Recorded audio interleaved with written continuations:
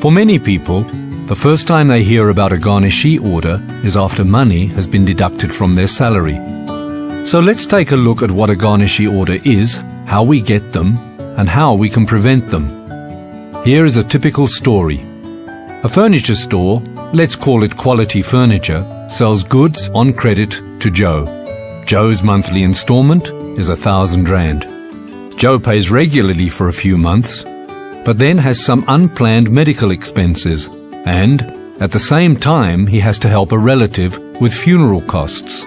So he skips payment for a month or two, or pays less than the required installment of 1,000 Rand. And so he falls behind with his payments. The first thing that will happen is that interest will be added to his account every month, which means that the amount Joe needs to pay will increase. And of course, Quality Furniture requires payment. They will first send invoices and statements with the amounts owing to Joe's address. If Joe doesn't pay, they will then send reminders and eventually a letter of demand to Joe. If Joe doesn't respond to this and make plans to pay, Quality Furniture will then apply to the magistrate's court for a judgment. Once judgment is granted, Quality will apply for an emolument attachment order, which is a legal order entitling them to have the money deducted from Joe's salary by his employer and paid to them. This is what is commonly known as a Garnishee order.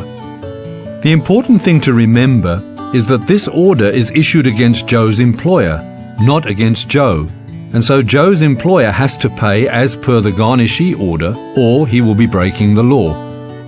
Because the order is issued against the employer, many people say that they were not informed and so didn't know that the order was being issued. This is because often people ignore letters of demand that are sent to them, or have moved home without updating their address with their creditors, the people they owe money to, and so cannot be contacted. The best thing, of course, is to avoid a Garnishee order. But how do you do this? Well, firstly, be very careful about taking on more debt than you can really afford. Then, be sure to pay regularly the full amount that you are asked to pay. Don't skip payments or short pay. And if for some reason you can't pay, be sure to contact the creditor to make new plans as to how you will be paying in future. Always keep your contact details up to date with your creditors.